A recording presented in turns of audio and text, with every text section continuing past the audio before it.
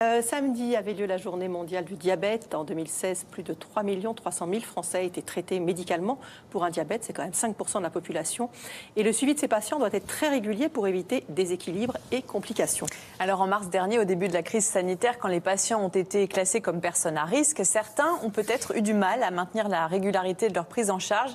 Et la télésurveillance s'est imposée comme la solution. Anaïs Plateau, Benoît Lordelot et Isabelle Gastebois sont allés à la rencontre de ces patients connectés.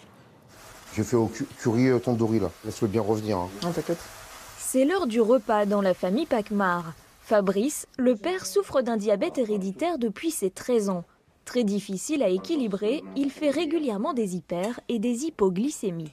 En fait, là, par rapport à mon repas, il faut que je prenne en fait, ma glycémie pour savoir combien j'ai, pour que je puisse après adapter mon bolus pour que je puisse ne pas faire d'hypo ni d'hyper.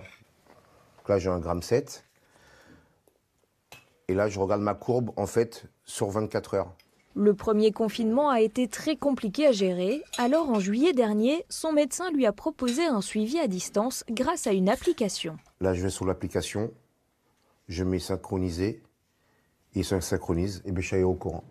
Derrière son écran, le diabétologue a directement les courbes de glycémie sur plusieurs jours et les indications de prise d'insuline.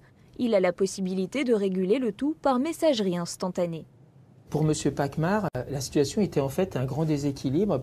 On a décidé de changer le type de traitement, mettre en place une pompe à insuline et mettre en place la télésurveillance. Et depuis, on a pu l'accompagner initialement quasiment au jour le jour. Et puis maintenant, une fois toutes les semaines, un petit peu en routine, de façon à ce qu'on conserve l'équilibre qui a été obtenu. Confinement ou pas confinement, je ne peux pas avoir mieux au niveau suivi. De toute façon, on voit l'évolution de mon diabète depuis que je suis en télésurveillance. Donc, c'est pas stabilisé, mais il y a un mieux. Mes glycémies sont au top, comme il m'a dit ce matin. Et ça me booste. Les personnes qui présentent un diabète non équilibré ou des complications risquent de développer des formes graves de la Covid-19 s'ils contractent le virus. Le service a donc fait le choix de la télésurveillance pour les préserver au maximum. Dans la situation de pandémie, on cherche à éviter des sorties aux patients. Le confinement, c'est pour éviter évidemment de faire des allers-retours dans les transports en commun et en particulier de venir à l'hôpital. Ça maintient un lien qui est exceptionnellement facile. 300 patients diabétiques sont suivis de cette manière à l'hôpital Bichat. 10 nouveaux malades se rajoutent chaque semaine, comme cette patiente enceinte. Ces courbes montrent un déséquilibre de son diabète. Le spécialiste choisit cette fois la téléconsultation. C'est vraiment top la nuit, il n'y a vraiment rien à dire. C'est à partir de 9h30, 10h que ça dérape. C'est peut-être le petit déjeuner qui était plus tardif. Et copieux. Ouais. Peut-être que ça serait pas mal de prévoir qu'est-ce que vous en pensez, une téléconsultation avec la diététicienne. Vous n'avez pas besoin de vous faire venir, mais on pourrait le faire en téléconsultation. Oui, là j'ai rendez-vous avec mon gynécologue. Une solution particulièrement adaptée au rythme de vie de cette patiente.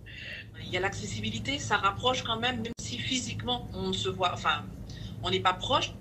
Il y a un suivi beaucoup plus proche, beaucoup plus pointilleux. Cette surveillance à distance s'intègre dans un plan de déploiement de la télémédecine du ministère de la Santé. Actuellement, 65 000 patients souffrant de diabète ou d'autres maladies chroniques, comme l'insuffisance respiratoire, cardiaque et rénale, utilisent ce type d'application et les bénéfices se sont particulièrement révélés lors du premier confinement. La télésurveillance, déjà de base, permet d'éviter les hospitalisations des patients chroniques parce qu'on va intervenir tout de suite au bon moment. Il y a une décompensation, on intervient et on s'en aperçoit tout de suite et on ne s'en aperçoit pas à la consultation dans 3 mois. Donc ça nous a permis de pouvoir suivre les patients à domicile et d'éviter qu'ils soient hospitalisés, d'éviter qu'ils décrochent du soin parce qu'ils n'osaient pas aller à l'hôpital. Donc de continuer à les prendre en charge et de les prendre en charge au bon moment. L'application de suivi du diabète est disponible sur prescription médicale pour les patients qui prennent de l'insuline.